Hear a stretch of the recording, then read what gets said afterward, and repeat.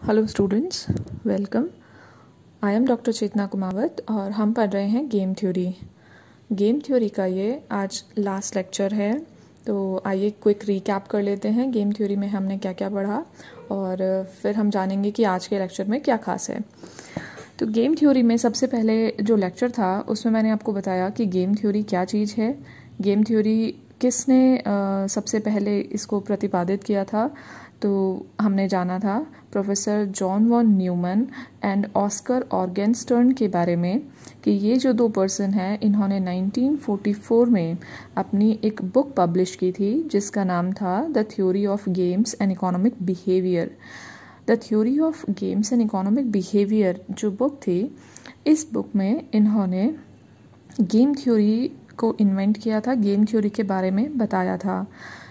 यह भी जानने वाली बात है कि प्रोफेसर जॉन वॉन न्यूमन को हम गेम थ्योरी का फादर भी कहते हैं, यानी कि खेल सिद्धांत का जन्मदाता भी माना जाता है। हमने यह भी जाना कि गेम थ्योरी किन फील्ड्स में, किन किन क्षेत्रों में इम्पॉर्टेंट है, किन किन क्षेत्रों में इसका प्रयोग होता है। साथ ही साथ हमने जाना कि किस तरीके से जो कंडीशंस ऑफ अनसर्टेनिटी है एंड कॉम्पिटिटिव सिचुएशन है, यानी कि अनिश्चिततापूर्ण स्थिति और प्रतिस्पर्धापूर्ण स्थिति में हम किस तरीके से with the help of game theory हम क्वेश्चंस को सॉल्व कर सकते हैं, हमारी प्रॉब्लम्स को सॉल्व कर सकते हैं। हमने जाना गेम थ्योरी की कुछ अजम्पशंस को, जिनमें हमें कुछ अजम्पशंस जो इम्पॉर्टेंट अजम्पशंस थी वो ये थी कि प्रतिस्पर्धा में भाग लेने वाले प्रतिस्पर्धियों की संख्या हमें पता होनी चाहिए, हमें व्यू रचनाओं को गणितीय प्रारूप में रखना चाहिए, हमें लाभ और हानि के बारे में पता होना चाहिए, आदि आदि। साथ ही साथ हमने कुछ टेक्निकल टर्मिनोलॉजी जैसे कि खिलाड़ी क्या होते हैं, व्यू रचना यानी कि स्ट्रैटेजी क्या होती है, प्योर एंड मिक्स्ड स्ट्रैटेजी में क्या डिफरेंस है, सैडल पॉइंट क्या है and value of the game हम कैसे सॉल्व करते हैं। हमने अपने लेक्चर्स में 2 पर्सन्स ज़ीरो सम गेम के बारे में भी जाना, जो ये बताता है कि खेल सिद्धांत में 2 व्यक्ति हैं और 2 व्यक्ति जो खिलाड़ी हैं वो एक पे ऑफ मैट्रिक्स के लिए अपना खेल खेलते हैं। इस पे ऑफ मैट्रिक्स से कुछ उनको वैल्यू ऑफ द गेम मिलता है। वो जो वैल्यू ऑफ द गेम होता है वो एक पर्सन के लिए पॉजिटिव होता है, दूसरे पर्सन के लिए नेगेटिव होता है और अल्टीमेट आउटकम इज़ 0, इसीलिए इसको 2 पर्सन्स ज़ीरो सम गेम कहा गया है। अगर आप यहाँ पर ये नहीं समझ पा रहे हैं कि मैंने अभी ये क्या बताया है, तो आप 2 पर्सन्स ज़ीरो सम गेम का जो वीडियो है उसको आप एक बार थोड़ा सा ध्यान से देखेंगे, सुनेंगे, तो आपको ये चीज़ बहुत क्लियर हो जाएगी। 2 पर्सन्स ज़ीरो सम गेम की हमने कुछ अजम्पशंस को भी देखा था, जिसमें ये था कि प्रतियोगिता में सिर्फ 2 ही व्यक्ति होंगे। 2 व्यक्ति से हमारा मतलब है जो प्लेयर्स हैं वो एक पर्सन भी हो सकते हैं, फर्म भी हो सकती है, इंस्टीट्यूशन भी हो सकता है, लेकिन कितने होंगे, सिर्फ और सिर्फ 2 होंगे। पे ऑफ मैट्रिक्स के बारे में हमें जानकारी होनी चाहिए और इसमें खास बात यह है कि किसी एक खिलाड़ी की जीत दूसरे खिलाड़ी की क्या होती है, हार होती है। यानी कि गेम में अगर मान लीजिए 1000 रुपीज़ का प्राइज़ है और ए और बी 2 खिलाड़ी खेल रहे हैं, तो ए को मान लीजिए कि 1000 रुपीज़ का प्राइस मिल जाता है, तो बी के लिए 1000 क्या है, माइनस के, यानी कि उसको लॉस हो रहा है। तो इसी तरीके से 2 persons and zero sum game होता है। फिर हमने कुछ इलस्ट्रेशंस देखे जिसमें हमने सैडल पॉइंट की हेल्प से वैल्यू ऑफ द गेम निकालना सीखा था with the help of some steps, जिसमें आपको बताया गया था आपको रो मिनिमा देखना है, कॉलम मैक्सिमा देखना है। फिर row minima and column maxima में जो आपका कॉमन अगर कोई वैल्यू आ रही है तो वही आपका क्या है, सैडल पॉइंट है, और जो उसका सेल एड्रेस है वो जो 2 प्लेयर्स हैं उनकी अलग अलग स्ट्रैटेजीज़ को बताता है। सैडल पॉइंट के साथ में हमने ये जो था वो तो प्योर स्ट्रैटेजी, जिसमें हम बता रहे हैं कि A1 ले रहा है और B मान लीजिए B2 स्ट्रैटेजी पे जा रहा है। लेकिन प्योर स्ट्रैटेजी के अलावा भी हमारे पास कुछ गेम्स थे जो था मिक्स्ड स्ट्रैटेजी प्रॉब्लम्स के। मिक्स्ड स्ट्रैटेजी प्रॉब्लम से हमारा मतलब है कि केवल एक स्ट्रैटेजी को चूज़ नहीं करना है, सारी स्ट्रैटेजी का कुछ मिक्सचर होगा, यानी कि A1 को एक पर्टिकुलर रेशो में आप यूज़ कर रहे हैं, A2 को पर्टिकुलर रेशो में और A3 को पर्टिकुलर रेशो में, यानी कि सबका एक कॉम्बिनेशन होता है। तो इस तरीके के जो गेम्स होते हैं वो भी हमने जान लिए कि अगर 2x2 की फॉर्म में अगर गेम है तो उसको हम कैसे सॉल्व करेंगे, विद द हेल्प ऑफ ऑडोमेंट्स। हमने ऑडोमेंट्स मेथड के बारे में जाना था। ऑडोमेंट्स कब हम अप्लाई करते हैं, जब सैडल पॉइंट गेम में नहीं होता है।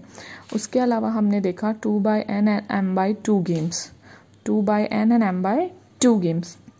बीच में एक चीज़ हमने और सीखी थी, वो था principle of dominance. Principle of dominance क्या कहता है, जब कोई गेम 2x2 की फॉर्म में नहीं है तो हम क्या करेंगे, उसको 2x2 की फॉर्म में बनाने की कोशिश करेंगे with the help of principal of dominance.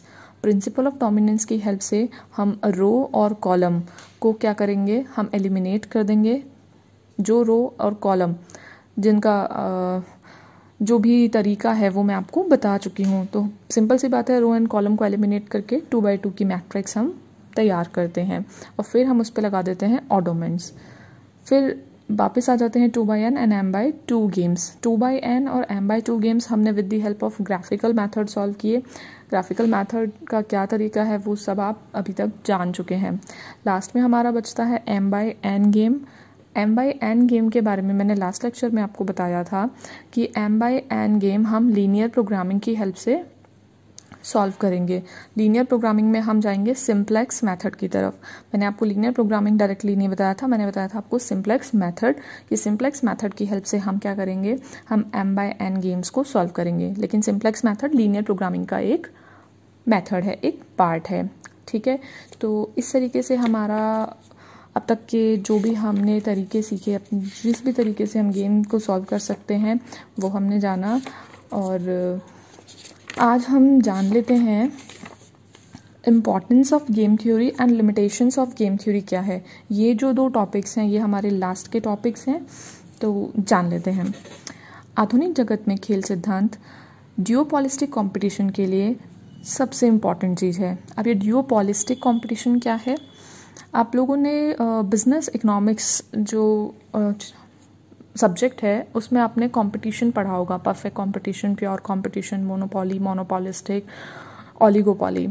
अब यहाँ पर मैंने बोला ड्यूओपॉलिस्टिक, यानी कि ड्यूओ का मतलब होता है 2। आपने ड्यूओपॉली वर्ड सुना होगा। ड्यूओपॉली यानी कि ओनली 2 सेलर्स आर देयर, 2 आ गया, ड्यूओपॉली है, वहाँ पे कुछ स्ट्रैटेजीज़ हैं। इसीलिए इसने क्या बोला है कि जो ड्यूओपॉलिस्टिक कंपटीशन है, यानी कि आपके पास प्रतिद्वंदी है गेम में कितने, 2, उनके लिए बेस्ट पॉसिबल मेथड है जिससे हम उनके प्रॉब्लम्स को सॉल्व कर सकते हैं। व्यावसायिक क्षेत्र में 2 प्रतियोगियों जैसे सरकार व उद्योग, उद्योगपति तथा श्रमिक संघ, श्रमिक वर्ग व व्यवस्थापक वर्ग आदि के मध्य घटित होने वाली प्रतियोगिताओं को खेल सिद्धांत के आधार पर हल किया जाता है। खेल सिद्धांत धीरे धीरे आर्थिक व औद्योगिक जगत पर अपना प्रभाव जमा रहा है। व्यावसायिक क्षेत्र में अनेक निर्णय लिए जाते हैं।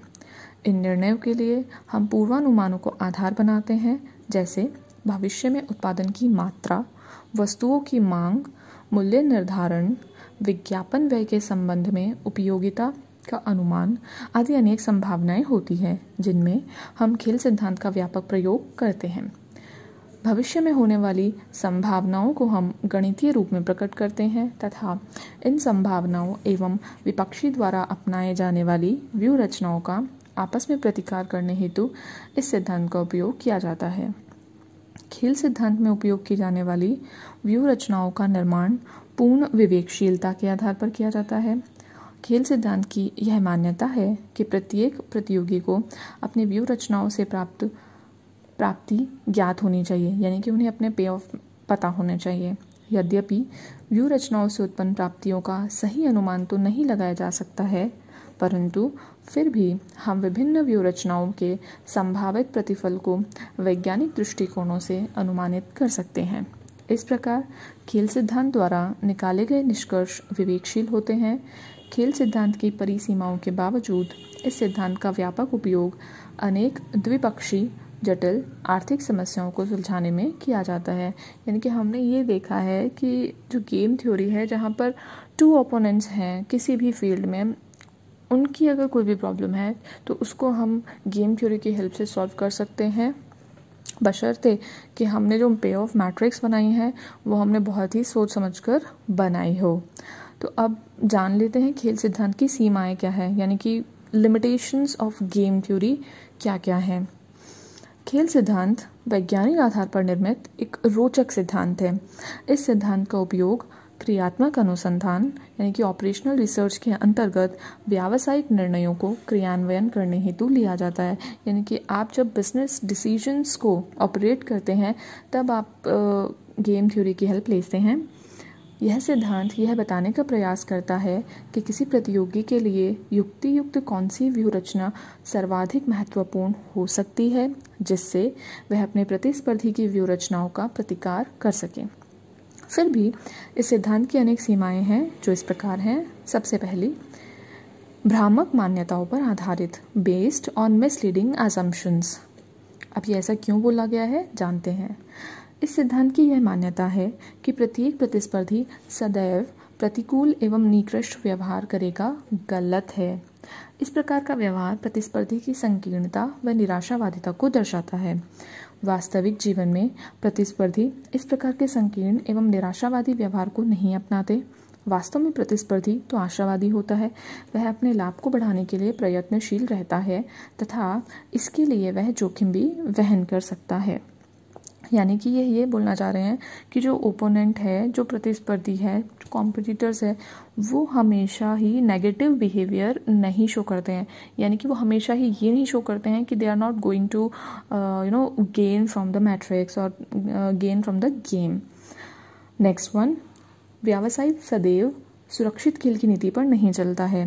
Businessman does not always follow safe game strategy. यानी कि बिजनेसमैन हमेशा क्या सोचता है, क्या चाहता है, वो रिस्क लेना प्रेफर करता है, क्योंकि बिजनेस और जो एंटरप्रेन्योर है वो यही है कि he is having a risk taking capacity. तो ये भी यही बताना चाह रहा है। इस सिद्धांत की यह मान्यता है कि प्रतिद्वंदी सदैव सुरक्षित खेल की नीति पर चलता है, यथार्थ पर में प्रतीत नहीं होती है। प्रतिद्वंदी सदैव अपना लाभ बढ़ाने के लिए प्रयत्नशील रहता है और इसके लिए वह प्रायः जोखिम भी वहन कर सकता है। नेक्स्ट, इसमें केवल उस व्यवसाय का अध्ययन किया जाता है जो अपनी साख को बनाए रखना चाहता है। Studies only those businessman who want to maintain their goodwill. खेल सिद्धांत को प्रतिपादित करते हुए प्रोफेसर फर्ग्यूसन तथा क्रेप्स ने कहा है कि खेल सिद्धांत मुख्यतः उस व्यवसाय का वर्णन करता है जो अपनी साख को बनाए रखना चाहता है। इसमें उस व्यवसाय का वर्णन नहीं है जो अपनी साख को बढ़ाना चाहता है। यानी कि मेंटेन करने की तो बात की गई है, लेकिन अगर आप उसको इंक्रीज़ करना चाहते हैं, अपवर्ड ले जाना चाहते हैं, तो उसके बारे में बात नहीं की गई है। सभी व्यूह रचनाओं का ज्ञान असंभव है। Impossible to have knowledge of all strategies.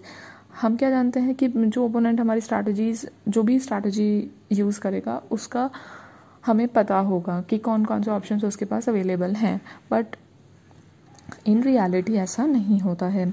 खेल सिद्धांत इस मान्यता पर आधारित है कि प्रतिद्वंदी को अपनी सभी व्यूह रचनाओं का पूर्ण ज्ञान होता है, परंतु व्यवहार में ऐसा नहीं होता है। खेल सिद्धांत प्रतिपक्षी का खेल नहीं है। Game theory is not a game of opponent.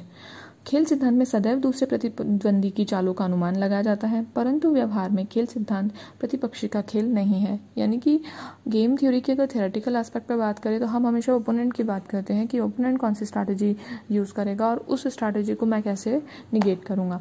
लेकिन इन रियलिटी हमेशा ऐसा नहीं होता है कि आप ओपोनेंट की स्ट्रैटेजी को देखकर अपनी स्ट्रैटेजी बना रहे हैं। कई बार हम अपनी स्ट्रैटेजी बिना ओपोनेंट की स्ट्रैटेजी को देखे भी बनाते हैं।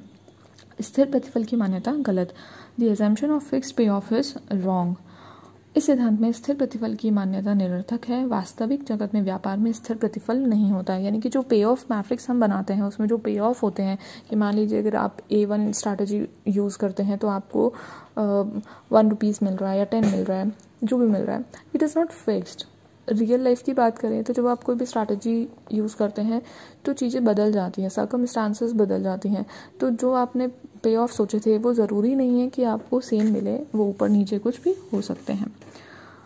खेल सिद्धांत में दोनों खिलाड़ियों का चतुर होना आवश्यक बताया गया है। इन game theory both the players must be wise, but it is not possible at all. हमेशा जो ओपोनेंट होता है वो ज़रूरी नहीं है कि वाइज हो या फिर आप स्वयं भी इतने वाइज हो। इस सिद्धांत में यह मान्यता है कि दोनों खिलाड़ी समान रूप से चतुर एवं विवेकी हैं, जिससे वे अपने प्रतिद्वंदी की चालों का प्रतिकार कर सकते हैं, डिस्कार्ड कर सकते हैं, परंतु वास्तव में सभी खिलाड़ी समान रूप से चतुर एवं विवेकी नहीं होते हैं। इट इज़ नॉट पॉसिबल कि we are taking always rational decisions, right. Next, विरोधी की चालों का ज्ञान नहीं होता है। The strategies of opponents are not known. इस सिद्धांत की यह मान्यता निरर्थक है कि प्रत्येक प्रतिद्वंदी को अपने विरोधी की चाल का पूर्ण ज्ञान होता है। हमको परफेक्ट नॉलेज नहीं होती है। प्राप्ति की धारणा गलत है। द कॉन्सेप्ट ऑफ पे ऑफ इज रॉन्ग। इस सिद्धांत में व्यूह रचनाओं से होने वाले लाभ की गणना पे ऑफ के रूप में की जाती है, परंतु एक प्रतिद्वंदी के किसी व्यूह रचना अपनाने पर अन्य प्रतिद्वंदी क्या व्यूह रचना अपनाएगा, इसका केवल अनुमान लगाया जाता है। इन व्यूह रचनाओं की प्राप्तियों का वास्तविक अनुमान लगाना क्या है, कठिन है। यानी कि हम सिर्फ अज्यूम करते हैं कि अगर कोई ओपोनेंट एक स्ट्रैटेजी फॉलो करेगा तो उससे क्या पे ऑफ मिलेगा, लेकिन ये सिर्फ और सिर्फ क्या है, अजम्पशंस है, अनुमान है। Reality is something different. The last one, खेल सिद्धांत वास्तव में कोई सिद्धांत नहीं है। Game theory is really a no theory. यह सिद्धांत अनुमानों पर आधारित एक विचारधारा है, अतः इसे सिद्धांत कहना गलत है। यह सिद्धांत न होकर खेल के रूप में ही अधिक जाना जाता है, यानी कि इसे थ्योरी नहीं माना जाता, इसे गेम ही माना जाता है कि और it is not a theory, ये कुछ लोगों का मानना है। तो अभी तक हमने जो इम्पॉर्टेंस ऑफ गेम थ्योरी है वो जाना, लिमिटेशंस ऑफ गेम थ्योरी है वो सब हमने जान लिया। तो this is all in this lecture, और कल हम टेस्ट लेंगे और टेस्ट के क्वेश्चंस आपको व्हाट्सएप कर दिए जाएंगे। So thank you so much for listening to me. Have a great day.